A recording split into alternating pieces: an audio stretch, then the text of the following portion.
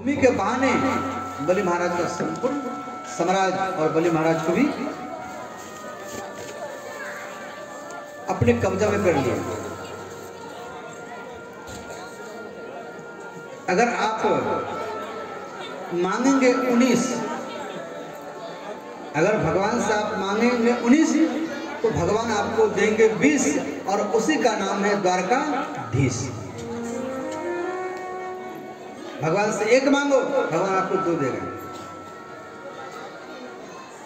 परंतु ये बात हम लोग समझ नहीं पाते हैं। यहाँ पर सुदामा जी को 2 मुट्ठी में 2 लोग दिया, तीसरा मुट्ठी खाने में जा रहे हैं। वही बात देवी लक्ष्मी कर आप 3 मुट्ठी खाएंगे, 3 लोग दे देंगे तो आप रहेंगे कहाँ? भगवान बोले देवी हमारा मित्र निर्धन था, गरीब था, मैं राजा था। अब मेरा मित्र 3 लोगों का मालिक होगा और मैं निर्धन होगा, गरीब रहूंगा, तब जाकर मित्र धन बराबर होगा।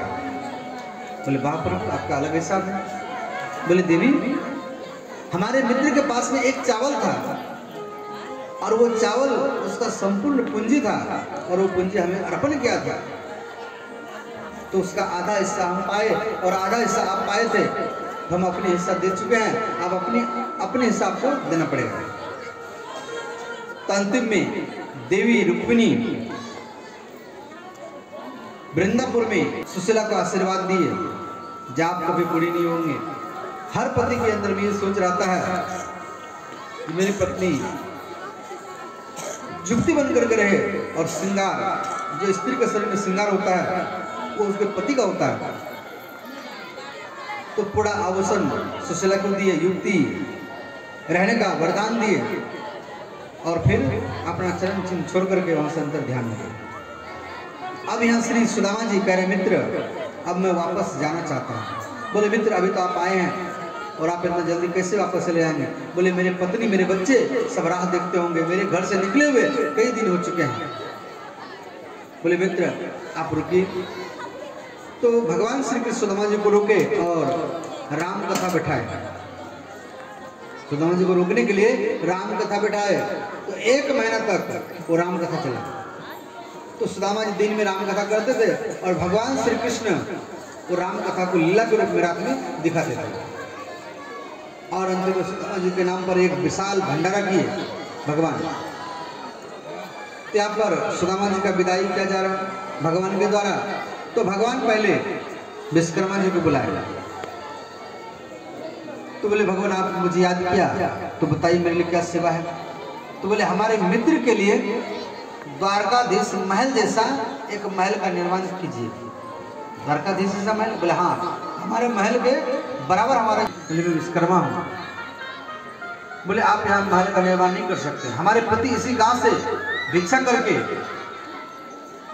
जीविका चलाते थे और आप यहाँ महल बना देंगे, ये समाज मुझे क्या कहेगा? अगर आपको बनाना है तो पहले ये गांव वालों का महल बनाइए, फिर हमारा महल आप बनाना है। अंतिम में विश्वकर्मा भगवान को याद किए। तो विश्वकर्मा जी कह रहे हैं भगवान सुशीला का कहना है पहले गांव वालों का महल बनाइए फिर हमारा महल बनेगा। तो भगवान बोले हमारी इच्छा मानकर सुशीला का हर एक इच्छा को पूर्ण कीजिए। तो पहले गांव वालों को महल बनाए, फिर सुदामा जी के लिए महल बनाए। तो सुशीला उस महल में नहीं गई। सुशीला जो है वो पतिव्रता स्त्री है। अंतिम में सुदामा जी का विदाई किया जा रहा है। तो श्री सुदामा जी अपने मित्र से कह रहे हैं मित्र अपने पत्नी को बोलिए आशीर्वाद लेने के लिए। तो बारी बारी से भगवान श्री कृष्ण की पत्नी आ रहे हैं आशीर्वाद लेने के लिए।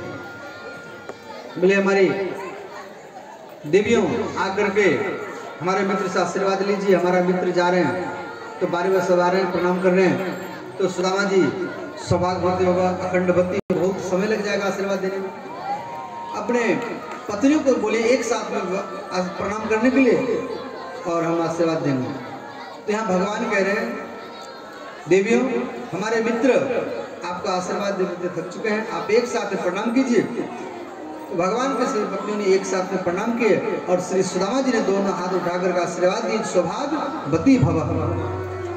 अंतिम में सुदामा जी का विदाई हुआ। सुदामा जी अपने घर में आए तो वहाँ पर झोपड़ी ढूंढ रहे थे, वहाँ पर सुशीला खड़ी थी। तो बोले नाथ आप क्या ढूंढ रहे हैं? बोले सुशीली महल हो गया झोपड़ी।